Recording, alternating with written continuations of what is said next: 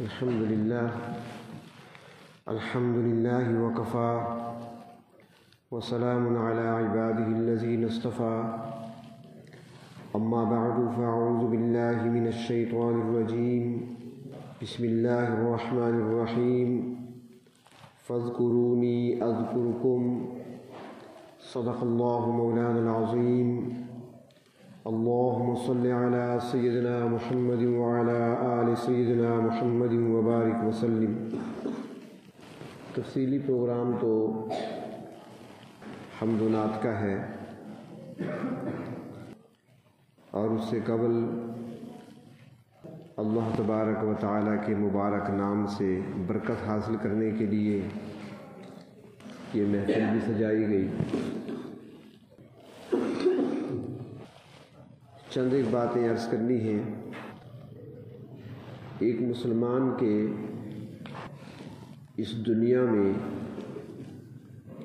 چھپے ہوئے دو بڑے دشمن ہیں، اور جن سے اکثر مسلمان غافل رہتا ہے۔ پہلا دشمن وہ انسان کے اندر چھپا ہوا ہے جسے نفس کہا جاتا ہے۔ قرآن حکیم نے اسے نفس امارہ سے تعبیر کیا ہے۔ دوسرا دشمن وہ شیطان کی صورت میں ہے، جس کے بارے میں اللہ تبارک و تعالیٰ نے قرآن حکیم میں فرمایا کہ وہ تمہارا دشمن ہے، تم بھی اسے اپنا دشمن مان لو اور سمجھ لو اور بنا لو۔ انسانی نفس انسان کو گناہ پر ابھارتا تو ہے، لیکن انسان سے گناہ کراتا نہیں ہے۔ نفس کے اندر گناہ کی خواہش پیدا ہوتی ہے، وہاں پر اچھی خواہشات بھی پیدا ہوتی ہیں۔ ہر خواہش نفس ہی میں پیدا ہوتی ہے۔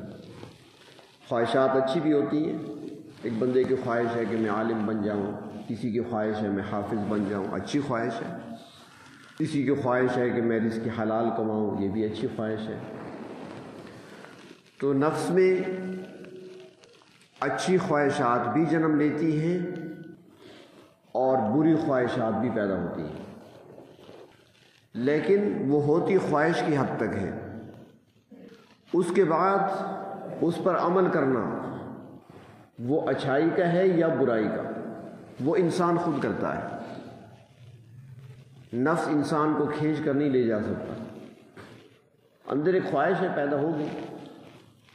مثال کے طور پر ایک آدمی جا رہا ہے بازار کی طرف، راستے میں اس نے دیکھا کہ سامنے سے کچھ عورتیں آ رہی ہیں، خواتین آ رہی ہیں، اور نفس کے اندر خواہش پیدا ہوئی کہ ذرا نظر بھر کر دیکھ لو، یہ خواہش پیدا ہوئی۔ اب انسان کو اختیار ہے کہ چاہے تو اس خواہش کو ٹھکرا دے اور چاہے تو اس خواہش کو پورا کر دے۔ اگر وہ اپنے نفس کی اس خواہش کو پورا کرتا ہے تو وہ نظر اٹھا کر دیکھے گا، اور جب نظر اٹھا کر دیکھے گا تو یہی اللہ کی نافرمانی ہوگی اور اسی کو گناہ کہا جائے گا۔ اور اگر اپنے نفس کی خواہش کو دبا لے گا تو اپنی نظروں کو مزید جھکا لے گا اور وہ نافرمانی سے اور گناہ سے بچ جائے گا۔ تو نفس انسان کے اندر خواہش پیدا کرنے کی جگہ ہے، باقی عمل کرنا وہ انسان کا اپنا ہوتا ہے۔ وہ چاہے تو اس خواہش کی تکمیل کرے، چاہے تو اس کو چھوڑ دے، اس کو دبا دے۔ تو نفس انسان کا دشمن ہے، وہ اس کے اندر بری خواہشات پیدا ہوتی ہیں، برائی کی طرف انسان کو راغب کرنے کی کوشش کرتا ہے نفس انسان کا، اور وہ گھر کا بھیدی ہے۔ وہ ہمارے اندر اور باہر کے احوال کو اچھی طرح جانتا ہے، زیادہ خطرناک ہے وہ جیسے کہیں پر چوری ہو جائے نا، تو پھر دستور یہ ہے کہ سب سے پہلی نظر اپنوں کی طرف جاتی ہے کہ غیروں کو کیا پتا کہ ہمارے لاکر کہاں پہ ہیں، ہمارے لاکر میں کیا رکھا ہوا ہے، ہماری دراز کہاں پہ ہے، ہماری درازوں کی چابیاں کہاں رکھی ہیں۔ غیروں کو کیا پتہ ہم نے سونا کہاں رکھا، ہم نے پیسے اور نقدی کہاں رکھی ہے۔ یقیناً گھر کا بندہ کوئی ساتھ ہے، کوئی اپنا بندہ ساتھ ہوگا، یہ دستور ہے زمانے کا۔ تو پہلے اپنوں کے بارے میں سوچا جاتا ہے۔ تو اس طریقے سے انسان سے جب نافرمانی ہوتی ہے، انسان سے غلطی ہوتی ہے، گناہ ہوتا ہے، تو وہ کیوں ہوا؟ وہ گھر کا بھیدی نفس کی صورت میں ساتھ شامل تھا، خواہش وہاں سے پیدا ہوئی تھی۔ اور دوسرا انسان کا دشمن وہ شیطان ہے، اور وہ انسان کو ہاتھ سے پکڑ کر گناہ کی طرف نہیں لے جاتا، وہ انسان کو گناہ کرنے پر، اللہ کی نافرمانی کرنے پر مجبور نہیں کرتا، بلکہ اس کا کام یہ ہے کہ دور سے بیٹھ کر وسوسہ ڈالنا، دل کے اندر خیالات ڈالنا، اور پھر اس گناہ کو مزین کر کے خوبصورت بنا کر انسان کے سامنے پیش کرنا۔ اور پھر انسان کے اندر جب ضمیر جاگ اٹھتا ہے کہ ایسا نہیں کرنا، میرے لیے بدنامی کا باعث یہ بات بن سکتی ہے، میری بے عزتی ہو سکتی ہے، میں پکڑا جا سکتا ہوں، میری عزت خراب ہو جائے گی، مجھے مالی نقصان ملے گا، مجھے جانی نقصان پہنچے گا، جب انسان یہ سوچتا ہے تو پھر شیطان دلائل کے ذریعے سے اس کو قائل کرتا ہے کہ کچھ نہیں ہوگا۔ اور دلائل تو اس کے پاس ہے، کوئی بہت بڑا عالم ہوگا تو کسی ایک مدرسے کا فارغ التحصیل ہوگا، 4-5 اساتذہ سے اس نے علوم حاصل کیے ہوں گے، یا 10 اساتذہ سے پڑھا ہوگا، یا 20 استادوں سے اس نے تعلیم حاصل کی ہوگی۔ اس کے اساتذہ میں کوئی شیخ الحدیث ہوں گے، کوئی شیخ التفسیر ہوں گے، کوئی شیخ المنطق ہوں گے، لیکن شیطان وہ ہے جو فرشتوں کو استاد رہا ہے۔ شیطان وہ ہے جس نے 1,24,000 انبیاء علیہ السلام کی مجلسیں پائی ہیں۔ شیطان وہ ہے جس نے ہر ولی کے درس میں حاضری دی ہے، ہر عالم کے خطاب میں بیٹھا ہے۔ یہ تو اسی زمانے سے چلا آ رہا ہے، ہر دور میں یہ موجود رہا ہے۔ تو اس سے بڑا عالم کون ہو سکتا ہے؟ علم تو ہے اس کے پاس، اور پھر وہ اسی علم کے زور سے ایسے دلائل پیش کرتا ہے کہ انسان کو لاجواب کر دیتا ہے۔ علماء نے لکھا ہے کہ امام راضی رحمۃ اللہ علیہ جس زمانے میں اس دنیا میں موجود تھے، اس زمانے میں دہریت کا بڑا زور تھا۔ اللہ تبارک و تعالیٰ کے وجود سے انکار کرنے والے کثرت سے پائے جاتے تھے، اور اسی بات پر بڑے بڑے مناظرے ہوا کرتے تھے۔ وہ کہا کرتے تھے کہ ہمیں دکھایا جائے، آج کل بھی ہے، ایسی بات نہیں۔ تقریباً کوئی 1 مہینہ پہلے کی بات ہے، میرے پاس ایک خاتون آئی، جوان خاتون ہے، وہ پڑھی لکھی ہے، کافی ساری ڈگریاں اس نے اکٹھی کی ہوئی ہیں۔ تو میرے پاس آ گئی اور مجھ سے کہنے لگی، آتے ہی اس کا پہلا سوال یہ تھا کہ میں نے آپ کے بارے میں بہت کچھ سنا ہے، لیکن سب سے پہلا میرا سوال یہ ہے کہ آپ کی تعلیم کیا ہے؟ تو مجھے اس کی بات پر ذرا ہنسی بھی آئی کہ اچانک سوال تھا، پہلا سوال تھا۔ تو میں نے اس سے پوچھا کہ کس حوالے سے آپ نے بات کرنی ہے؟ منبر پہ بیٹھتا ہوں تو مدرسے کی تعلیم کی طرف نسبت ہوتی ہے، اب جہاں بیٹھا ہوں تو میرا طب کے ساتھ بھی تعلق ہے، اور جب باہر نکلتا ہوں دنیا کی طرف تو دنیاوی کالج، اسکول، یونیورسٹیز بھی نظر آتی ہیں۔ آپ کس تعلیم کی بات کرتی ہیں؟ تو اس نے کہا تینوں بتا دیں۔ تو میں نے کہا نہیں، تینوں کا آپ کو فائدہ نہیں ہوگا، آپ نے چونکہ دنیاوی تعلیم حاصل کی ہے تو بتا دینا چاہتا ہوں کہ میں نے الحمدللہ ریگولر میٹرک تک پڑھا اسکول میں، اس کے بعد کالج گیا ہوں، کالج میں 2 سال گزارے، اور پھر وہاں سے دینی اداروں میں آ گیا، اور اس کے ساتھ اپنی اس تعلیم کو بھی جاری رکھا، اور میں نے گومر یونیورسٹی سے ماسٹر بھی کیا الحمدللہ۔ تو کہنے لگی ٹھیک ہے اب مطمئن ہوں میں نے کہا ٹھیک ہے مطمئن ہو گئی، تو آئی کس طرح ہے، مسئلہ کیا ہے آپ کا؟ اس نے کہا کہ لوگ صبح شام ہمارے محلے میں دوڑ رہے ہوتے ہیں مسجدوں کی طرف، پوچھو کہاں جا رہے ہو تو نماز پڑھنے جا رہے ہیں، کسی کے آگے جھکنے جا رہے ہیں، وہاں جا کر دیکھو تو ہاتھ اٹھائے بیٹھے ہوتے ہیں، لمبی لمبی دعائیں کر رہے ہوتے ہیں۔ تو دنیا میں جو چیز بھی ہے ہر چیز وجود رکھتی ہے، ہر چیز کا وجود ہے، اور جس چیز کا وجود نہ ہو تو وہ چیز موجود نہیں ہوتی، وہ دھوکہ ہوتا ہے۔ اگر خدا تعالیٰ موجود ہے تو اس کا وجود کہاں ہے؟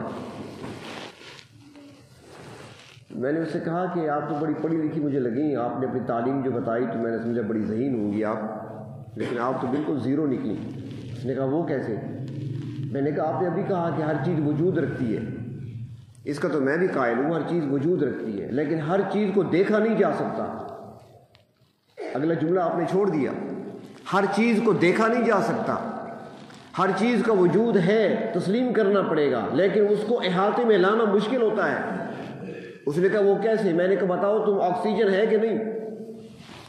انسان کی زندگی آکسیجن پہ ہے، وہ سانس لیتے ہیں ہم، ہوا جو ہے آکسیجن ہے اس کے اندر، وہی ہماری زندگی کا ذریعہ ہے، زندگی کا دار و مدار آکسیجن پہ ہے۔ آکسیجن روک دی جائے، بند کر دی جائے، انسان مر جائے گا، دم گھٹ جائے گا۔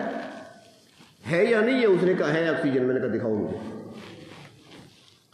اس نے کہا دکھائی تو نہیں جا سکتی، جو کہ مہینہ پہلے کی بات ہے، تو سخت سردی تھی اور میرے اوپر ہیٹر لگا ہوا تھا، اس ہیٹر کی ذرا تپش آ رہی تھی، تو میں نے اس سے کہا کہ آپ حرارت محسوس کر رہی ہیں، تپش محسوس کر رہی ہیں؟ اس نے کہا جی۔ میں نے کس چیز کی؟ اس نے کہا ہیٹر کی۔ میں نے کہا مجھے دکھاؤ کہاں ہے، کہاں سے آ رہی ہے؟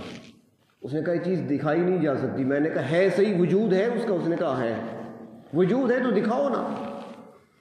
تو اس نے تسلیم کر لیا کہ ہر چیز کا وجود تو تسلیم کیا جا سکتا ہے لیکن دکھایا نہیں جا سکتا۔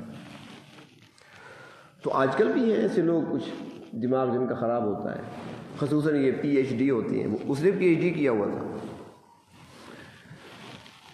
تو بہر طور امام راضی رحمۃ اللہ علیہ کے دور میں دہریت کا زور تھا، تو ساری زندگی انہوں نے دہریت کے خلاف کام کیا، دلائل کے ذریعے سے، مناظروں کے ذریعے سے۔ انسان تھوڑا سا عقل کو استعمال کرے تو اللہ تبارک و تعالیٰ کی پہچان تو بہت آسان ہے، رب تعالیٰ کو پہچانا جا سکتا ہے۔ وہ کسی نے پوچھا تھا نا امام شافعی رحمۃ اللہ علیہ سے کہ آپ نے اپنے رب کو کیسے پہچانا؟ تو سامنے ایک درخت کھڑا تھا، شہتوت کا درخت، فرمانے لگے میں نے اس درخت سے اپنے رب کو پہچانا۔ سوال کرنے والے نے پوچھا کہ وہ کیسے؟ فرمایا میں اس درخت کو دیکھتا ہوں کہ اس کے پتے کو جب بکری کھاتی ہے تو مینگنی بن جاتی ہے، اسی پتے کو ہرن کھاتا ہے تو کستوری بنتی ہے، اسی پتے پر مکھی آ کر بیٹھتی ہے تو وہ شہد بن جاتا ہے۔ وہ کون سی ذات ہے جس نے متضاد چیزیں اس پتے کے اندر رکھ دی ہیں؟ تو میرا ضمیر پکار اٹھتا ہے، میرا دل گواہی دیتا ہے یہ خود بخود نہیں ہو رہا، بلکہ اس کے پیچھے ایک ذات کا فرما ہے اور اسی کو اللہ کہتے ہیں۔ تو امام راضی رحمۃ اللہ علیہ ساری زندگی دلائل دیتے رہے، دہریوں کو، اللہ کے وجود کا انکار کرنے والوں کو سمجھاتے رہے دلائل کے ذریعے سے۔ اللہ نے بڑا علم دیا تھا، بڑا مقام دیا تھا۔ تو جب ان کا وقت آخر آیا، دنیا سے جانے لگے، تو فرماتی ہیں کہ اس وقت شیطان ان کے سامنے آیا اور اس نے آ کر دلیل مانگی کہ اللہ رب العزت کے وجود پر تمہارے پاس کوئی دلیل ہے؟ انہوں نے ایک دلیل پیش کی، شیطان نے علم کے ذریعے سے، اپنی دلیل کے ذریعے سے اس دلیل کو رد کر دیا، لاجواب کر دیا۔ انہوں نے دوسری دلیل پیش کی، اس نے پھر رد کر دیا۔ رد کا معنی یہ نہیں کہ انکار کر دیا کہ نہیں مانتا، ایسی بات نہیں ہے، اس نے دلیل کا جواب دلیل سے دیا۔ تیسری دلیل پیش کی، امام راضی دلائل دے رہے ہیں، ایک کے بعد دوسری، تیسری، چوتھی، پانچویں، چھٹی، ساتویں، آٹھویں دلائل دے رہے ہیں، دلیلیں پیش کر رہے ہیں۔ 99 دلائل دیے امام راضی نے، اور شیطان نے اپنے علم کے ذریعے سے ہر دلیل کو رد کر دیا۔ تو امام راضی گھبرا اٹھے کہ یہ کیا ہے؟ میری ساری زندگی کا خلاصہ، میری ساری زندگی کے مطالعے کا نچوڑ، میرے ساری زندگی کے مناظروں کا خلاصہ، یہ میرے پاس مضبوط دلائل تھے اللہ تبارک و تعالیٰ کے وجود پر، اور آج یہ سارے دلائل میرے رد جا رہے ہیں۔ تو کہیں میرا خاتمہ ایمان کے بغیر تو نہیں ہوگا، ڈر گئے، گھبرا اٹھے۔ اس موقع پر اللہ رب العزت نے مدد فرمائی اور اپنے شیخ کی آواز کانوں میں آئی کہ اے راضی کیوں گھبراتے ہو، کیوں گھبرا رہے ہو؟ دلائل کی بات ہی نہیں ہے، اس کو جواب دے دو کہ میں اپنے رب کو بغیر دلیل کے مانتا ہوں۔ تو جب یہ جملہ کہا تو شیطان بھاگ گیا۔ تو عرض کرنے کا مقصد یہ تھا کہ علم تو ہے اس کے پاس، وہ ایسا کوئی جاہل دشمن نہیں ہے ہمارا، بڑا علم ہے اس کے پاس، بڑی طاقت قوت ہے اس کے پاس۔ تو وہ ہمارا دشمن ہے اور وہ ہمیں گناہوں کی طرف ابھارتا ہے، گناہوں کو مزین کر کے خوبصورت بنا کر پیش کرتا ہے۔ امام راضی کی بات آئی تو ایک بات اور بھی عرض کروں، ہماری تفاسیر میں سے ایک تفسیر ہے تفسیر کبیر، امام راضی کی لکھی، تو اسے بڑی مقبولیت حاصل ہوئی ہے۔ تفاسیر ہزاروں بلکہ لاکھوں تک پہنچ چکی ہیں۔ قرآن حکیم کی جو تفسیریں ہیں، اردو زبان میں ہیں، فارسی میں ہیں، عربی میں ہیں، ہر زبان میں تفسیریں، ایک اردو میں اتنی ہیں آپ شمار کرتے کرتے تھک جائیں گے۔ ہمیں نام نہیں آتے سب کے جو اردو میں چھپی ہیں، پاکستان میں، ہندوستان میں، بنگلہ دیش میں چھپ رہی ہیں ابھی تک۔ تو جس تفسیر کو اٹھا کر دیکھیں گے اس میں حوالہ تفسیر کبیر کا ضرور ہوتا ہے، ہر تفسیر کے اندر تفسیر کبیر کی روایت ہوگی، اس کا حوالہ ملے گا۔ تو تفسیر کبیر کو اتنی مقبولیت کی وہ کیسے حاصل ہوئی؟ یہ درمیان میں ایک بات مجھے یاد آ گئی تو آپ کو فائدہ ہوگا۔ تو اس پر حضرت مولانا مفتی ظفر علی خان صاحب رحمۃ اللہ علیہ انہوں نے ایک مرتبہ فرمایا تھا، وہ فرمانے لگے کہ جب امام راضی نے اپنی تفسیر مکمل کی تو انہوں نے دعا کے لیے ہاتھ اٹھائے، اے میرے پروردگار، آپ کے کلام مقدس کی تفسیر میں نے مکمل تو کر دی ہے، اب وہ لوگ اس امت کے وہ افراد جو چلے گئے دنیا سے اور ان کے پیچھے ایصال ثواب کرنے والا کوئی نہیں ہے، اے اللہ ان سب کو میں ایصال ثواب کرتا ہوں صدقہ جاریہ کے طور پر، غائبین کے لیے جن کو جانتے نہیں تھے۔ یعنی کوئی ایسے لوگ بھی ہوتے ہیں دنیا سے چلے گئے جن کی اولاد نہیں تھی، جن کے کوئی رشتہ دار نہیں تھے، دنیا سے چلے گئے، کوئی دعا پڑھنے والا، فاتحہ درود دینے والا کوئی نہیں ہوتا، دعا کرنے والا، ہاتھ اٹھانے والا ان کے پیچھے کوئی نہیں ہوتا۔ انہوں نے فرمایا کہ جن کے لیے کوئی نہیں ایصال ثواب کرنے والا، کچھ بھیجنے والا تحفہ، تو ان کے لیے میں اسے صدقہ جاریہ کے طور پر، ایصال ثواب کے طور پر دنیا میں چھوڑ کے جا رہا ہوں۔ تو فرمایا کہ غائبین کے لیے اس نے صدقہ جاریہ بنایا، تو اللہ رب العزت نے اسے ایسی قبولیت عطا فرمائی کہ آج تک جو بھی تفسیر لکھی جاتی ہے حوالہ تفسیر کبیر کا اس میں ضرور ہوتا ہے۔ تو بھارتا اور یہ درمیان میں ایک بات ان کی یاد آ گئی تو عرض کر دی، اور عرض کرنے کا مقصد بھی یہ ہے کہ آپ بھی کبھی کبھار ایسا کر لیا کریں، سورۃ اخلاص پڑھ کر یا کوئی بھی چیز پڑھ کر اسے امت کے ان لوگوں کی طرف کہ جن کو ایصال ثواب کرنے والا کوئی نہیں، ان کو ایصال ثواب کر دیا کریں، اور اپنے والدین کو تو آپ ایصال ثواب کرتے ہی ہیں، سب کو کر دیا کریں، اپنے والدین کو کیا کریں تو ساتھ دعا کر لیا کریں، اللہ جس نسل میں آیا ہوں، میرے والد سے لے کر حضرت آدم علیہ السلام تک جو سلسلہ میری نسل کا ہے، نسب کا ہے، ان تمام کو ایصال ثواب کر رہا ہوں۔ آپ چاہے تھوڑا سا بھیجیں، اللہ کے خزانے میں کمی نہیں ہے، یہ نہ سوچیں کہ میرے باپ کو پھر کیا ملے گا، اس کے لیے تھوڑا سا بچے گا، ایسی بات نہیں ہے، اللہ تعالیٰ سب کو پورا پورا عطا فرمائیں گے، کمی نہیں ہوگی کسی کے حصے میں۔ ہماری نیتوں میں ذرا تھوڑا سا کھوٹ آ جاتا ہے، ہم تھوڑا بخل سے کام لیتے ہیں، اللہ کے ہاں وسعت ہے، وہاں پر بخل نہیں ہے۔ تو انسان کا دشمن، بڑا دشمن، نظر نہ آنے والا دشمن، خطرناک دشمن شیطان ہے، جو اعمال کو یعنی گناہوں کو، اللہ کے نافرمانی کے کاموں کو مزین کر کے خوبصورت بنا کر ہمارے سامنے پیش کرتا ہے، اور پھر جو خطرات ہمارے اندر آتے ہیں، ہم سوچتے ہیں یہ خطرہ وہ خطرہ، تو پھر وہ دلیل کے ذریعے سے ہمارے خطرات کو بھی دور کرتے جاتا ہے، خدشات کو بھی دور کرتے، کچھ نہیں ہوتا، کچھ نہیں ہوگا، کر کے تو دیکھیں۔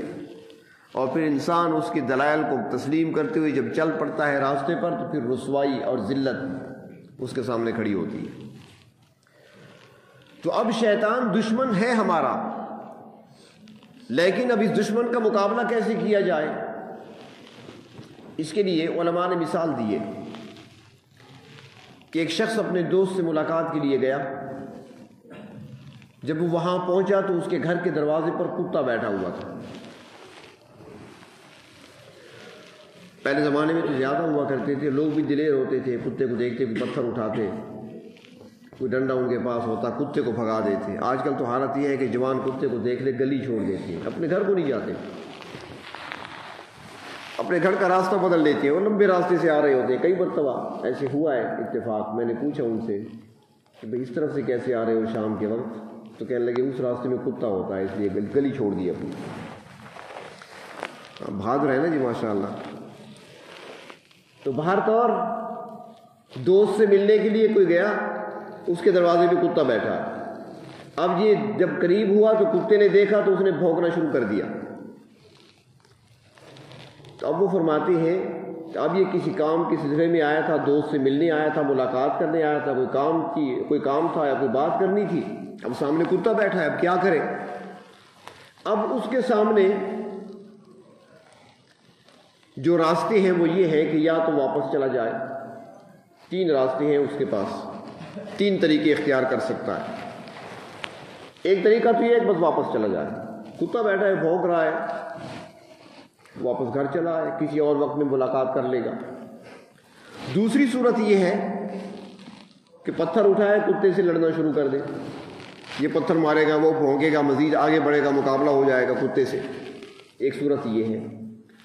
اور تیسری صورت یہ ہے کہ وہیں سے اپنے دوست کو آواز دے کہ بھائی میں ملنے کے لیے آیا ہوں، راستے میں کتا بیٹھا ہے، مجھے آگے آنے نہیں دیتا، باہر آؤ، اپنے کتے کو سنبھالو۔ تو باہر آئے گا دوست اس کا، یا کوئی فرد گھر سے آئے گا اور اس کتے کو ہٹائے گا، اس کے لیے راستہ کھل جائے گا۔ یہ تین صورتیں ہیں۔ تو اب اگر یہ واپس چلا جاتا ہے تو یہ اس کی نادانی ہوگی، جس کام سے آیا تھا وہ کام تو نہیں ہوا، پھر ملاقات کے لیے آیا تھا، ملاقات نہیں ہوئی، بات کرنے آیا تھا، بات نہیں ہوئی، خسارے میں رہا۔ پھر کتے سے اگر لڑنا شروع کر دیتا ہے تو یہ بیوقوفی ہوگی، اس سے کیا مقابلہ کرنا ہے، وہ بھونکتا رہے گا، کب تک لڑے گا اس کے ساتھ۔ اور جو عقل مندی کی بات ہے، جو دانش مندی کی بات ہے، جس میں فائدہ اس کا ہے، وہ یہی ہے کہ گھر والے کو آواز دے دے کہ اپنے کتے کو ذرا باندھ لے یا سنبھال لے تاکہ میں آپ سے ملاقات کر لوں۔ تو فرمایا کہ انسان اپنے رب سے ملنا چاہتا ہے، راستے میں رکاوٹ شیطان ہے جس کی مثال کتے کی ہے۔ تو اب انسان کے لیے تین راستے ہیں کہ یا تو آرام سے بیٹھ جائے، بس یار مجھے جانے نہیں دیتا، وہ خیالات آتے ہیں دل کے اندر، وساوس آتے ہیں، چلو نماز ہی چھوڑ دو، مسجد جانا ہی چھوڑ دو۔ ایک تو یہ صورت۔ دوسری صورت یہ ہے کہ وہ بندہ اس کے ساتھ لڑنا شروع کر دے، جب لڑنے کے لیے آئے گا تو وہ دشمن ایسا ہے کہ نظر ہی نہیں آتا کیسے لڑیں گے، کس طرح لڑیں گے، لڑ ہی نہیں سکتے اس کے ساتھ، گالیاں دینے سے فائدہ ہی کوئی نہیں ہوگا۔ تیسری صورت یہ ہے کہ ہم مالک کو پکاریں، اے پروردگار دشمن ہمارا ہے، ہمیں نظر نہیں آتا، لیکن اللہ آپ سے تو دور نہیں ہے، اس کو راستے سے ہٹا دیجئے، چونکہ میں آپ تک پہنچنا چاہتا ہوں، یہ راستے میں رکاوٹ ہے، رکاوٹ کو دور کر دیجئے۔ جب بندہ اللہ تعالیٰ کو پکارتا ہے تو رب کی رحمت آتی ہے، راستہ کھل جاتا ہے، شیطان کو بھگا دیا جاتا ہے۔ اور وہ رحمت کب آئے گی اور اس کا طریقہ کیا ہے، وہ حدیث شریف بتا دیا گیا کہ وہ اللہ کی یاد اور اللہ کا ذکر ہے۔ جب بندہ اللہ کو یاد کرتا ہے، بندہ اللہ کا ذکر کرتا ہے تو شیطان دور بھاگتا ہے۔ لا حول ولا قوت الا باللہ پڑھنے سے شیطان بھاگ جاتا ہے، لا الہ الا اللہ سے شیطان بھاگ جاتا ہے، تعوذات پڑھنے سے شیطان بھاگ جاتا ہے۔ تو اس لیے اللہ کی مدد طلب کرنی چاہیے۔ ایک تو انسان اپنے دل کو اللہ کی یاد سے آباد رکھے۔ حدیث شریف میں آتا ہے کہ شیطان جس طرح مچھر ہوتا ہے نا، اس کی سونڈ ہوتی ہے لمبی سی، وہ اندر داخل کر کے پائپ کی صورت میں ہوتی ہے، تو وہ اندر داخل کرتا ہے جسم میں اور وہیں سے پھر خون چوستا ہے انسان کا۔ تو مچھر کی طرح سونڈ ہے فرمایا شیطان کی، یہ دل کے اوپر بیٹھا ہوتا ہے۔ جب دل غافل ہوتا ہے یہ سونڈ اندر داخل کر دیتا ہے، وساوس پیدا کرتا ہے، انسان کو گناہ پر آمادہ کرتا ہے۔ جب انسان کا دل ذاکر بن جاتا ہے، ذکر کرنے لگتا ہے، شیطان پیچھے ہٹ جاتا ہے، جب ذکر ہونے لگتا ہے پھر اس میں جرت نہیں ہوتی کہ آگے چلے، پھر ایسا کرنٹ لگتا ہے اسے جسے برداشت نہیں کر سکتا وہ. تو اس پاور ہاؤس کو چلانے کی ضرورت ہے، اس کو بند نہیں کرنا، اس میں باقاعدہ کرنٹ بنتا رہے، اور یہ کرنٹ بنے گا اللہ کے ذکر سے. جب یہ کرنٹ بنتا رہے گا تو شیطان قریب نہیں آئے گا، دور ہٹے گا. بجلی کی لائن جا رہی ہے نا، بجلی جب تک چالو رہے گی تو کوئی ہاتھ نہیں لگا سکتا، ڈرے گا، اور کوئی قریب آئے گا پھر پیچھے ہٹے گا. کرنٹ لگتا ہے یہاں پر. اور جب پاور ہاؤس بند ہو، پیچھے سے لائن کٹی ہو، لائن آف ہو، ہر بندہ تار کو پکڑ لیتا ہے. کئی مرتبہ آپ نے نیٹ پہ دیکھا ہوگا، پنجاب میں کئی دیہاتوں میں ایسے ہوتا ہے، ایک بجلی کے اوپر جو تاریں جا رہی ہوتی ہیں اس پر بچے کھیل رہے ہوتے ہیں، تاروں کے اوپر چل رہے ہوتے ہیں، لائٹ نہیں ہوتی نا وہاں پر، اور جب بجلی ہو تو وہاں پر کوئی نہیں جاتا تھمبے کے قریب. تو اس طرح اس کو آپ نے کرنٹ دینا ہے اللہ کے ذکر کا، پھر شیطان قریب نہیں آئے گا.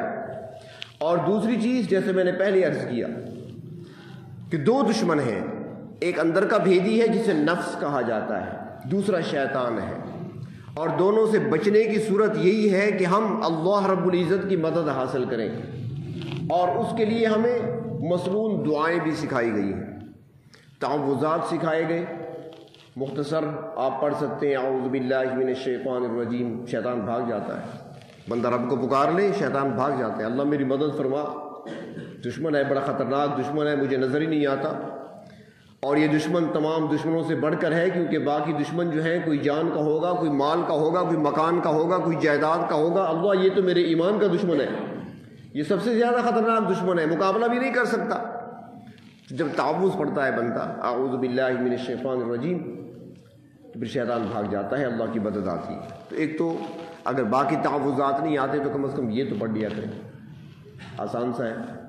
کچھ لوگ کہتے ہیں نماز کے لیے کھڑے ہوتے ہیں تو وساوس آتے ہیں، خیالات آتے ہیں، تو نماز شروع کرنے سے پہلے 3 بار تعوذ پڑھ لیا کریں، اعوذ باللہ پڑھ لیا کریں، بھاگ جاتا ہے شیطان، اس کے بعد نماز شروع کریں. تو ایک تو یہ کریں، اس طریقے سے اللہ کی مدد آئے گی اور شیطان کے شر سے ہم محفوظ رہیں گے. اور دوسرا، حدیث شریف میں دعا سکھائی گئی ہمیں کہ نفس کے معاملے میں بھی اللہ سے مدد مانگو. دعا کے درمیان ہمیں ایک جملہ سکھایا گیا کہ اللہ سے یہ بھی مانگو کہ لا تکلنی الی نفسی طرفۃ عین، اے اللہ آنکھ جھپکنے کے برابر بھی ہمیں نفس کے حوالے نہ کرنا. اتنی دیر کے لیے بھی، جتنی دیر میں آنکھ جھپکتی ہے نا، اللہ اتنی دیر بھی ہمیں نفس کے حوالے نہ کرنا، ورنہ نفس کے حوالے کر دیے تو ہم گئے پھر. تو ایک تو اللہ تبارک و تعالی سے مدد مانگے دعاؤں کے ذریعے سے، اور دوسرا پیدا ہونے والی نفس کے اندر جو خواہشات ہیں، جو شرعاً جائز خواہشات ہیں، نیکی کی طرف راغب کرنے والی خواہشات ہیں، ان پر تو عمل کرنا چاہیے. اور جو خواہشات برائی کی طرف انسان کو لے جانے والی ہے، ان خواہشات کو دبا دینا، ان خواہشات کو پورا نہ کرنا. بلکہ جس طرح میں نے مثال دی نا، انسان جا رہا ہے، راستے میں خواتین آ رہی ہیں، خواہش پیدا ہوئی کہ نظر اٹھا کر دیکھو، نفس میں خواہش آئی نا، تو آپ کے اندر سے ساتھ یہ آواز آنی چاہیے کہ نہ دیکھیں گے، نہ دیکھیں گے، ہم ہرگز نہ دیکھیں گے کہ جن کے دیکھنے سے رب میرا ناراض ہوتا ہے. فوراً ہی آپ اس کا جواب دے دیا کریں، میں نے نہیں کرنا یہ کام، میں نے رب کو ناراض نہیں کرنا، نظر اٹھاؤں گا میرا رب ناراض ہوگا، میں نے رب کو ناراض نہیں کرنا. خواہش کو آپ نے کچل دیا. اور ایک بات یہاں کام کی اور بتاؤں کہ ہمارے بعض بزرگ فرماتے ہیں کہ ایسے موقع پر، یہ کچھ لوگ ہوتے ہیں نا کہ دعاؤں کی قبولیت کے اوقات کون سے ہوتے ہیں، لوگ اس تلاش میں ہوتے ہیں کہ کس کس وقت میں دعا قبول ہوتی ہے. تو فرمایا کہ ایسا موقع کہ جب نفس کے اندر خواہش پیدا ہوئی، گناہ کی طرف آپ کو لے جانا چاہا نفس نے، شیطان نے دلائل بھی قائم کر دیے، راستہ بھی ہموار کر دیا، اور اس موقع پر صرف اللہ کا خوف کرتے ہوئے آپ اس گناہ سے باز آ گئے، صرف اللہ کا خوف دل میں رکھتے ہوئے آپ نے گناہ نہیں کیا. تو فرمایا کہ یہی لمحہ وہ گھڑی ہے کہ اگر دعا کرو گے تو قبول کی جائے گی، قبولیت کا وقت ہے. تو بہر طور اللہ تبارک و تعالیٰ کا ذکر کرنے سے، اللہ کو یاد کرنے سے شیطان بھی دور رہتا ہے انسان سے، اور انسان شیطان کے شر سے اپنے آپ کو محفوظ رکھ سکتا ہے اور خواہشات کو بھی کچلا جا سکتا ہے۔ اللہ تبارک و تعالی ہمیں نفس اور شیطان دونوں کے شر سے محفوظ رکھے۔ وآخر دعوانا ان الحمد للہ رب العالمین۔